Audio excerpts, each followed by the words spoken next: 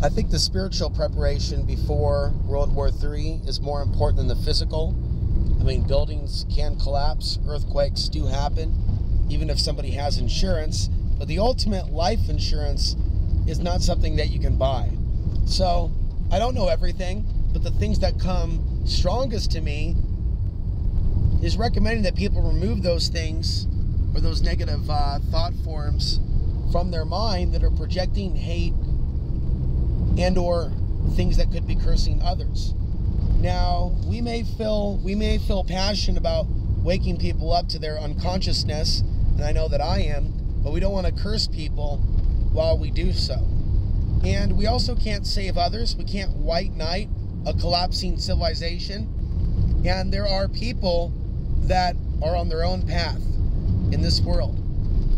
And it's already difficult enough, I know, speaking for myself, talking about spiritual perspectives on global affairs. That's already a difficult person to me, or a way to live. It's a difficult way to live. Society turns away from that. So I know that I can't, it's not my responsibility to help everybody see. I come under a lot of attack. So for me, it's a matter of continuing doing what I'm doing despite a lot of things that come against me. It's a world where incredible attempts have to be made and succeeded upon almost to go beyond ego, to keep moving forward. I see how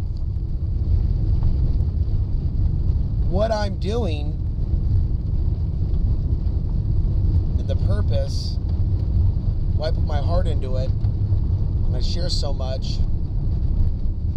I do want to help people. It's not a path that leads to Hollywood, or it's not a path that leads to employable jobs. So the intention, right? I don't have a cult member sign up. You know, I have my own on-demand platform, but I'm not planning this big old thing somewhere in the future. I'm not taking my life in the direction that other people have, with a big old compound and multiple wives or whatever. I've gone my own way, and the world is a scary place when you speak the truth and the truth is persecuted.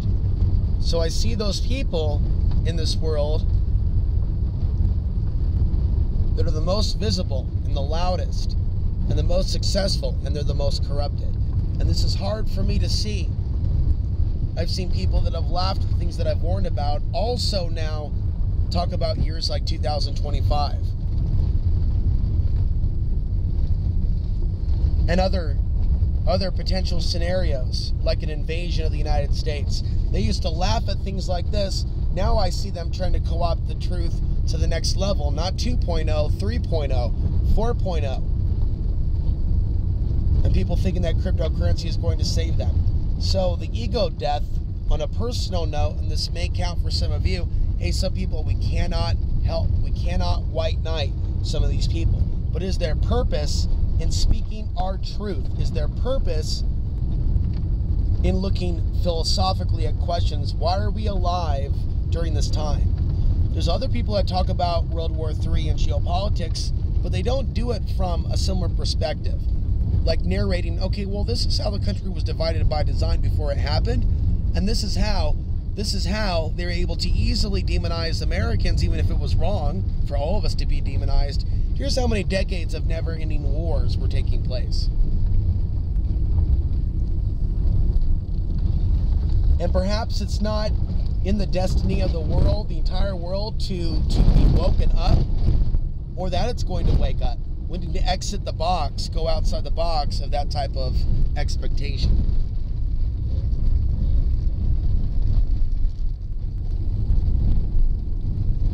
But I think that there is purpose in taking the risks.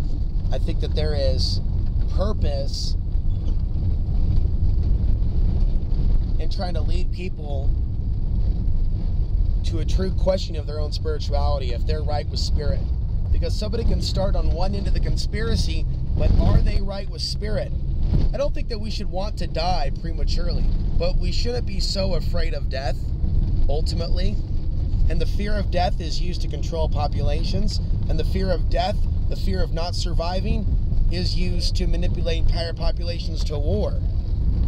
There could even be situations to where there is war because there is lack on a certain level. Even if it's controlled lack and manufactured scarcity, we literally have a combination of manufactured scarcity, but actual scarcity of, say, for example, affordable housing in certain areas. There is scarcity of an actual reality of affordable living quarters. And so we have chaos unfolding out of that. Whether or not it's manufactured or it's natural, it's not something in which there's a solution. So there's internal wars within our society as a result of that lack. On a larger level, they create deliberate scarcities or force people onto models to where there's scarcities for certain types of resources, or as you just gave an example of, space in certain environments. We have to escape those attempts to divide us. And that's ultimately why I live off the grid. It is not easy. It is rough during the winter. It is cold. But the reason why I do it, I'm building up strength. It's not so much me building up food storage and water storage, although I have a little bit of that, but not enough food. I'm also letting go of a lot of attachments. There's been a lot of attachments that I've had to waking up the world as a truth presenter or speaker or YouTuber, cable access host, media activist. I've worn so many hats of labels. Right? And so it's letting go. It's letting go of a certain expectation that my work would be recognized. It really feels like a dog-eat-dog world where people rip each other off, their content, their money, their girlfriend, and anything else. And there's a lot of people that are not looking at what's happening geopolitically from a spiritual perspective and going, oh shit, from a larger perspective, and really getting it. A lot of people are looking at this from the perspective of randomness. If people could see that there is a type of sorcery and wizardry of control that's controlling the strings of the gods of war, seeing these souls as by design thrust into a world to where it was on a certain level predestined that there would be a conflict where man and woman would be set against man and woman. We're in a certain level of amnesia, but we're not all in that deep level of amnesia. Some of us are waking up to certain truths, and we're seeing those truths validated. So as we approach the ultimate nightmarish scenario, where we could be dealing with EMPs, human trafficking, people missing, dead bodies, enemy troops coming out of the sky, how do we get right with God? How do we clear out that part of our intuition or our consciousness to where we can even hear internally that voice within? Because a lot of people that are running with the devil, they're not going to have a voice within that's going to lead them to good things. I think that if we're not clear and if we're entangled with darker energies, we can be misled into traps. And the last thing that we want in a grid down situation is bad luck or to be misled into traps. We want to be led into positive directions, and we want to survive.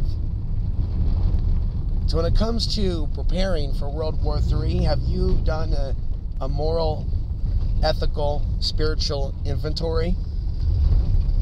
Or are you still just looking at your rounds of ammo and your canned food?